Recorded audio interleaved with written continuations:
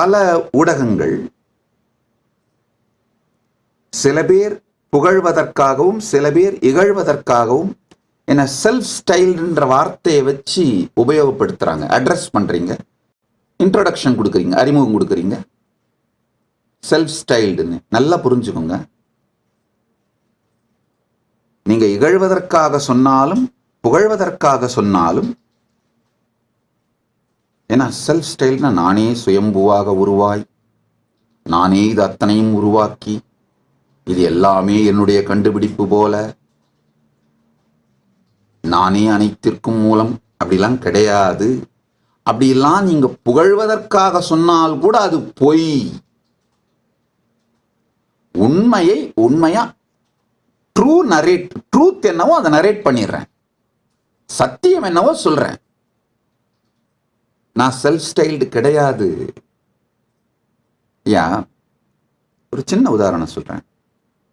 என்னுடைய பரன், அதாவது 7 தலைமுறைக்கு முந்தி சைவ எல்லப்ப நாவலர்ந்து திருவண்ணாமலையில வாழ்ந்தார். திருவண்ணாமலையிலே பிறந்து வாழ்ந்தார். சைவ எல்லப்ப நாவலர்னு தொண்டை மண்டல சைவ வேளாளர் குலத்து பெரியவர். அவர் சம்ஸ்கிருதத்தில் இருக்கிற ஸ்காந்த புராணத்தின் ஒரு பாகமான அருணாச்சல புராணத்தை தமிழ்ல வெண்பாவாக எழுதினார். என்னுடைய பாட்டனார் ஒரு தலைமுறைக்கு முன்பு, 7 தலைமுறைக்கு முன்பு சம்ஸ்கிருதத்தில் இருக்கிற அருணாச்சல புராணத்தை, ஸ்காந்த புராணத்தின் ஒரு பாகமான அருணாச்சல புராணத்தை தமிழில் வெண்பாவாக அவர் எழுதினார். எனக்கு முந்தைய தலைமுறை என்னுடைய பாட்டன் பாண்டுரங்கனார், அவர் அதை தமிழ் உரைநடையாக மாற்றி எழுதினார். தமிழ் உரைநடையாக, அது வெண்பாவிலிருந்து தமிழ் உரைநடையாக மாற்றி செய்தார், உரைநடை எழுதினார். நான் இப்போ அதை ஆங்கிலத்தில் மொழிபெயர்த்து ஏஐல எடுத்துட்டு அதாவது வியாசர் வழங்கிய மூலசூத்திரம், சம்ஸ்கிருதத்தில் இருக்கிற மூலசூத்திரம், என்னுடைய பரன் சைவ எல்லப்ப நாவலர் அவர்கள் எழுதிய தமிழ் வெண்பா, அதுக்கடுத்து என்னுடைய பாட்டன் எழுதிய அதனுடைய தமிழ் விளக்க உரை, இது அனைத்தையும் அழகாக வகுத்து ஆங்கிலத்தில் மொழிபெயர்த்து ஏஐல எடுத்துட்டு இப்போ நான் செஞ்சிட்டு இருக்கிறேன். இதில் நான் என்ன புதுசாக கண்டுபிடிச்சிட்டேன்? மாடர்ன் டெக்னாலஜியையும் உலகம் முழுக்க பல பேர் பலனடைகிற மாதிரி வேறு வேறு மொழிகள்லையும் இதை எடுத்துட்டு போயிருக்கேன் அப்படின்றது மட்டும்தான் என்னுடைய பங்களிப்பு. ஆழ்ந்து புரிந்து கொள்ளுங்கள். மொத்தமா என்னுடைய வாழ்க்கையே இந்த 2-3 வரிகள்ல முடிச்சிட்டேன். அப்புறம் நான் எப்படி செல்ஃப் ஸ்டைல்டா இருக்க முடியும்?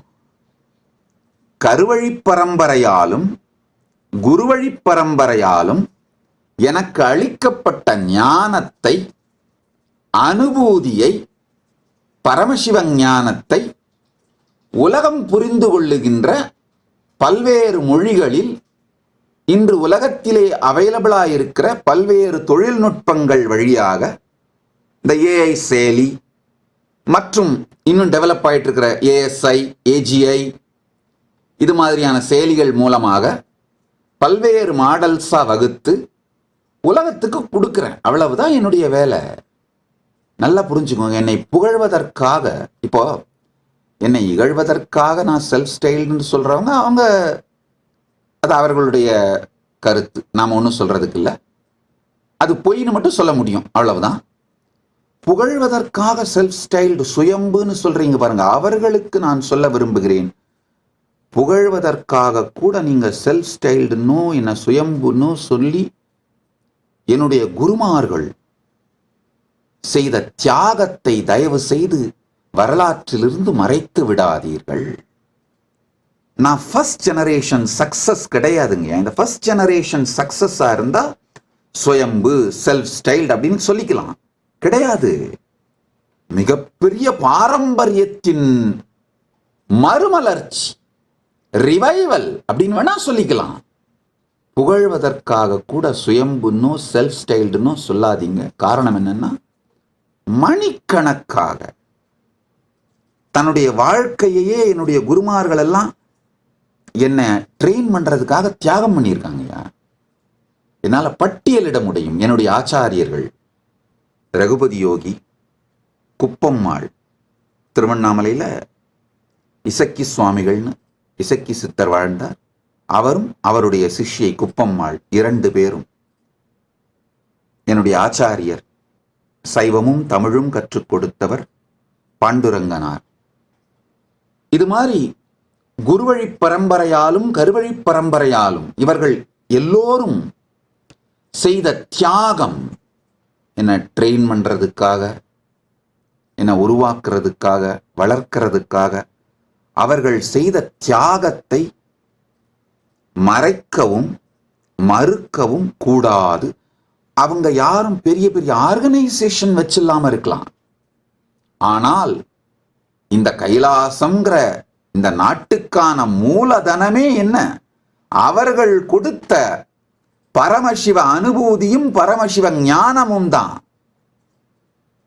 போற்றியன் வாழ்முதல் ஆகிய பொருளே, என் வாழ்வின் முதல் ஆகிய பொருள், கேபிட்டல் ஆஃப் கைலாசா இஸ் பரமசிவ ஞானமும் பரமசிவ பக்தியும் பரமசிவ விஞ்ஞானமும் அவர்கள் கொடுத்தது.